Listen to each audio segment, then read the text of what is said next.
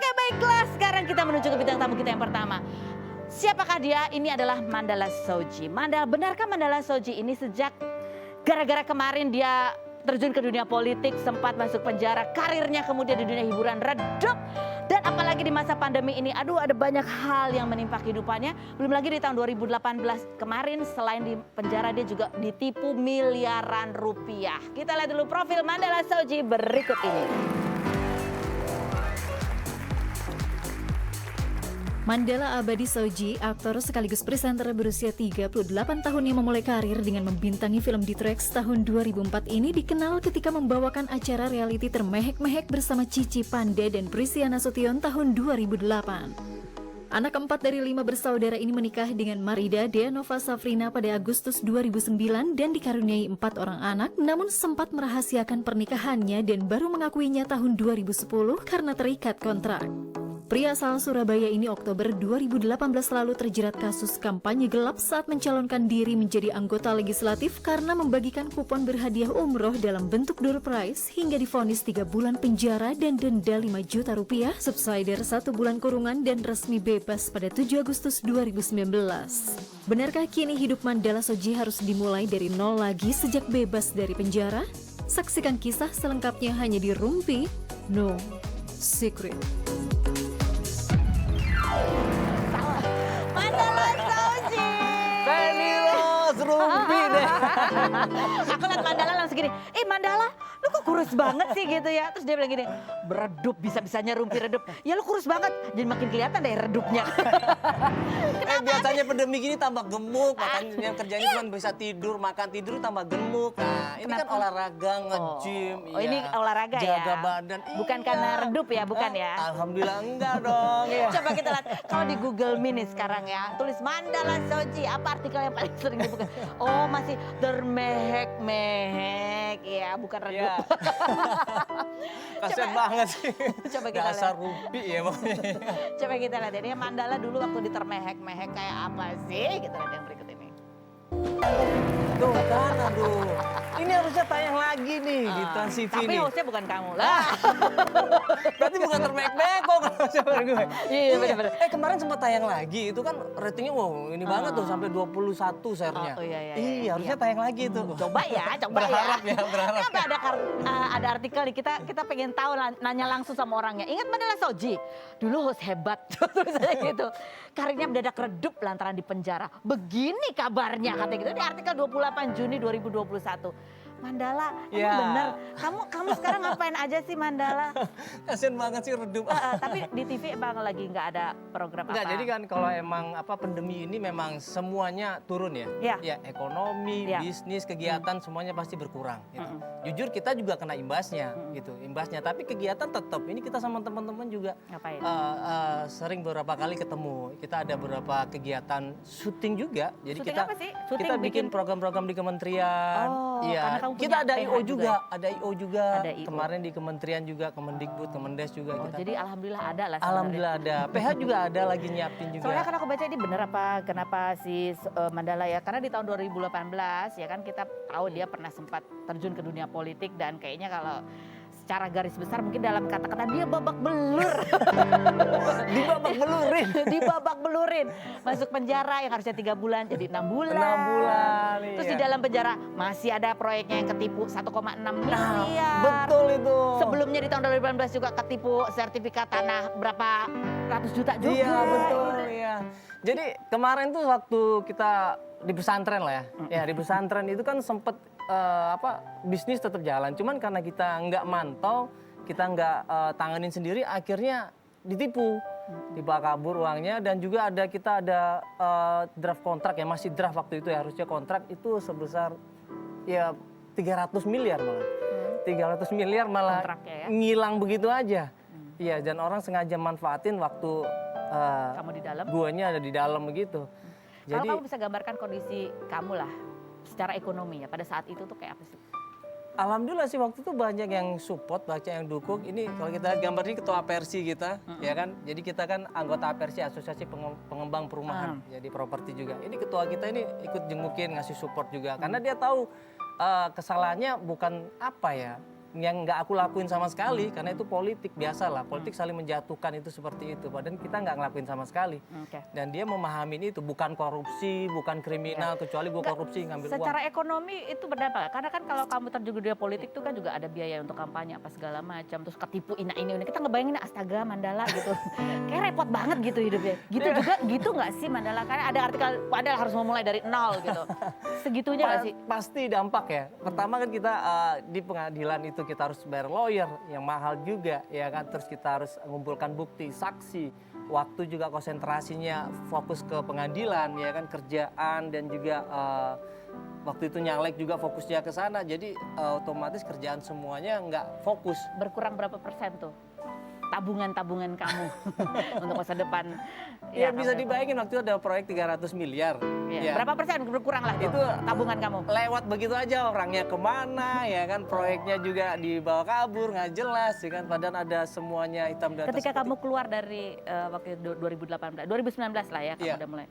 Apa yang terjadi dalam kehidupan Mandala? 2019 kita berusaha untuk perbaikin, ya kan, kita berusaha perbaikin, kita ajak mediasi mereka, keluargaan kita mulai lagi. Siapa mereka tuh siapa? Mereka orang-orang yang bawa kabur uangnya ini. Oke.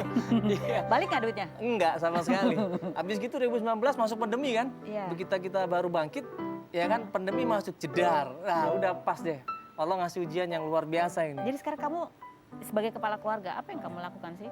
Alhamdulillah ada aja rezeki ya. Jadi Semua disyukurin ya sama Mandala. syukurin, alhamdulillah. Kita Properti ada kan, kamu properti juga properti ya? udah mulai lagi, alhamdulillah. Ada lah ya? Kontraktor kita juga. Kita lagi ngerjain kemarin sama UNDP bantuan dari internasional, ngasih bantuan di Sulawesi untuk di Palu. Jadi sekolah-sekolah yang roboh itu kita bangun lagi, renovasi di sana.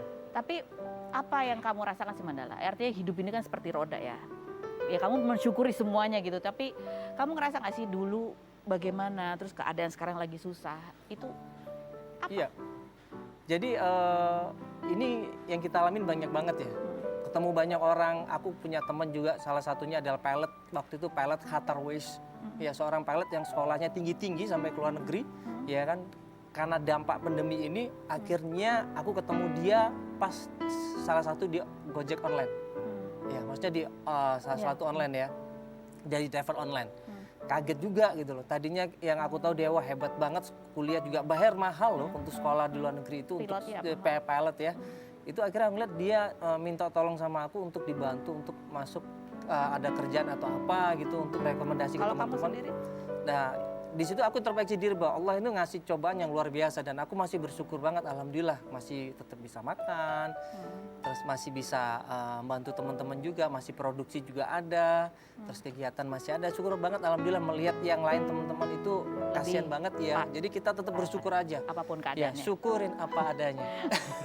Coba kita lihat ini foto berikut ini. Ini Mandala, ini anaknya 4 guys. Itu sekolah satu, itu sekolah semua tuh 1, 2, 3 tuh. Masuk sekolah tuh Pak. Dan sekarang sekolahnya online. Jadi ini 1, 2, 3, 4 tuh harus punya gadget ya.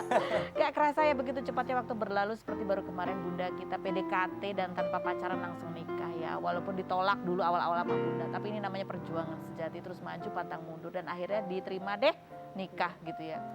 Ya itu Bunda itu luar Ini istri kamu ya. Istri aku yang begitu kuatnya, dia ngasih support ya. Yang Dia sempat nangis berhari-hari karena kamu masuk penjara waktu itu. keadaan apapun dia tetap berusaha untuk tegar. Kalau melihat keluarga kamu ini, apa sih yang kamu rasakan? Ya cuman buat mereka lah. Jadi aku berusaha gitu. Jadi nggak ada lagi sekarang ini kan udah dalam arti cuman buat mereka kita mencari rezeki ya kan. Terus mencari masa depan buat mereka, ibadah juga buat mereka. Jadi yang terbaik aja buat mereka. Apa sih hal yang buat kamu tantangan di masa pandemi yang sampai kamu lakukan dan itu buat kamu adalah sebuah tantangan? Karir berubah, keadaan berubah. Sebagai kepala keluarga, apa yang menurut kamu yang harus kamu lakukan di masa-masa ini dan itu tantangan buat kamu? Jadi aku yakin aja bahwa Allah sudah siapkan rezeki buat setiap orang. Iya, mungkin Feni Rose rezekinya di sini, wah panjang berapa episode nih? Amin. Amin. Mudah-mudahan panjang terus ya. Amin. Dan rezekinya Tapi bagus. ada nggak yang harus kamu lakukan yang itu berubah dari kondisi yang dulu? Iya betul. Tadinya aku basicnya sebenarnya teknik sipil ITS. Sebenarnya basicnya teknik sipil ITS di konstruksi. Iya karena pandemi ya kan syuting juga dibatasin. Produksi juga kita PH juga mungkin lebih selektif lagi. Jadi kita akhirnya coba beralih ke konstruksi lagi. Kamu. Iya, jadi kita di lapangan lagi, kita mengawasin tukang-tukang lagi, ya kita juga harus survei ke lapangan, ya ke daerah pelosok-pelosok cari tanah lagi, kita berusaha untuk bikin suatu perumahan. Jadi kalau dibilang kamu mau mulai lagi dari nol di Mau bidang. mulai lagi untuk sesuatu yang dasar aku dulu kuliah di situ. Jadi akhirnya balik ke kandangnya ya. Balik ke Sebenarnya sih balik ke kandang iya ya kan, tapi tetap juga PH harus tetap jalan karena aku juga punya staff yang Masih harus punya hutang nggak? punya hutang apa ini? Iya hutang dulu ketipu apa kampanye apa segala macam. Ada nggak? Kalau hutang bisnis iya pasti Ada. Mas. karena kan kita waktu itu kan modal kan. Ada. Modal waktu itu kita modal untuk bisnis ya kan. Namanya pengusaha pasti menggunakan Sampai sekarang perbankan. masih ada. Utang masih ada. Berapa? Lumayan. Sampai MM-an nggak? Iya. Iya ya namanya. Tapi dia senyum aja. Ada. Iya semua orang pasti, maksudnya semua orang pasti mengalami hal ini. Dan kita berusaha aja bahwa kita berusaha untuk move on, kita harus bangkit gitu. Kita yakin itu. Luar Ya. biasa. Tetap semangat dia ya. Anaknya 4. Anak 4 mau nambah lagi, pengen nambah lagi. Oke, ini aku mau kenalin kamu sama satu orang, ini anak muda ya, umur 25 tahun yang dia, Sama 25 tahun dong. kamu juga ya? Iya hampir. Berapa tahun yang sama. lalu? Dia ini juga dikenal, dia tuh apa sih sepupunya Raffi Ahmad ya? Sepupunya sepupu. Raffi Ahmad yang Oh. meliharanya macan. Macan. Kucing yang paling besar katanya dia itu. Ntar bawa macan sini enggak dong? Macan. Coba kita lihat dulu dan kabarnya sih dia ini lagi dekat sama yang namanya Ria Ricis, ya Oh. kan? Kita tanya-tanya. Kita lihat dulu profilnya Alsyad Ahmad berikut ini. Alsyad Kautsar Ahmad, YouTuber dan pembalap berusia 26 tahun ini mengawali karirnya sebagai pembalap sejak 2012 dan langsung masuk kelas motor gede hingga meraih 10 besar kejuaraan Asia Road Racing Championship pada 2015 namun tidak berlanjut karena tidak direstui orang tua. Sepupu Raffi Ahmad ini dikabarkan dekat dengan Ria Ricis sejak membuat konten YouTube bersama, sudah dikenalkan ke orang tua masing-masing, menemani Ricis saat berduka dan membayar orang di Flores untuk menghampiri Ricis saat ayahnya meninggal. Pecinta hewan yang memiliki kebun binatang pribadi di rumahnya ini memelihara binturong, rusa, burung merak, serigala Chester, burung makau dan 2 ekor harimau benggala bernama Ehsan dan Jinora di mana hewan tersebut kerap dijadikan konten di YouTube-nya. Benarkah Alsyad Ahmad sedang menjalin hubungan spesial dengan Ria Ricis? Dan seperti apa pengalaman Alsyad dalam mengurus hewan peliharaannya? Saksikan kisah selengkapnya hanya di Rumpi No Secret. Sudah ada Alsyad yang punya piaraannya adalah harimau ya. Iya, betul. Ya, benar ya kalau tiap hari makannya 1 juta, 2 juta tuh daging apa segala macam. Sehari makannya kurang lebih banyaknya 7 sampai 9 kilo daging. Sebenarnya harganya sekitar segitulah ya. Iya, kurang lebih segitulah. Kamu nggak dikasih acara tapi acaranya adalah syuting bersama harimau. Termehek-mehek versi harimau gitu kok nggak Mandala? Langsung mengundurkan diri. Oke baiklah, Alsyad dan juga Mandala kalian duduk di sini untuk menjawab pertanyaanku, jawab dengan jujur ya, jujur apa adanya. Jujur Ya apa jangan adanya. dikasih sugar coating yang manis-manis, apa adanya. Apakah pertanyaanku ini merupakan sebuah fitnah atau fakta? Alsyad, Ya, apa kabar? Baik. Baru kali ini ketemu ya. Lebih kenapa serem mana? deg-degan ya? Lebih serem mana harimau sama aku? Iya, 11-12 ini. Fitnah atau fakta Alsyad? Bahwa sebenarnya dalam sosok Ricis lah kamu menemukan ciri-ciri perempuan idaman. Dan bahkan kamu dan orang tua kamu udah cocok banget sama Ria Ricis. Makanya kamu semakin gencar deketin dia dan bikin konten bareng Ria Ricis. Fitnah atau fakta? Untuk urusan teman, benar. Oh, urusan Tapi teman. kalau untuk urusan pasangan bukan itu. Oh, bukan itu. Maksudnya bukan itu kriterianya. Maksudnya yang tadi dibahas itu untuk teman. Untuk teman, Oh. Ricis baik banget kan. Oh, cocok lah ya. Cocok ya untuk teman, untuk partner kerja juga. Untuk, Tapi kalau untuk ya, pacar belum. belum. Carinya yang kayak apa sih? Bukan belum sih, pacar? gimana ya? Jodoh nggak ada yang tahu Iya, ya. iya, jodoh gak ada yang tahu. Tapi aku pernah baca, katanya salah satu kriteria pasangan yang ingin kamu dapatkan itu adalah dia juga suka binatang. Iya, sebaiknya suka binatang juga. Ricis suka binatang nggak? Suka dia. Oke, cocok dong ya. Oke, kasih teman. Terus apa lagi? Kalau pasangan, ya pasangan kamu cari yang apa lagi? Selain baik dan cantik ya? Kriterianya ya emang nggak banyak sih, yang penting nyaman cocok gitu aja sih. Nyaman cocok. Iya, yang penting nyaman sih. Udah Kalau nemu nyaman, belum sih? sampai saat ini Belum sih ya. Kamu lebih nyaman sama cewek apa sama harimau? Sampai saat ini masih nyaman sama harimau jujur. Apakah kamu cari yang agak nakutin gitu kayak harimau? Mereka walaupun ganas tapi nggak pernah bohong harimau. Oh, berarti kamu cari yang jujur, ya? Jujur apa adanya. Yang Yang suka mengaum kayaknya. Enggak, ya suka mau juga ya kan. Nah, tapi dia yang penting adalah jujur ya. Oke, baiklah. Berita atau fakta action. Bahwa kegiatan kamu berenang bersama hiu, ya, sama Ria Ricis itu adalah salah satu cara kamu untuk menguji apakah dia benar pencinta binatang, apakah dia cocok dengan kriteria-kriteria aku. Fitnah atau fakta? Jawabannya selain berikut ini, jangan kemana-mana. Tetap di Rumpi.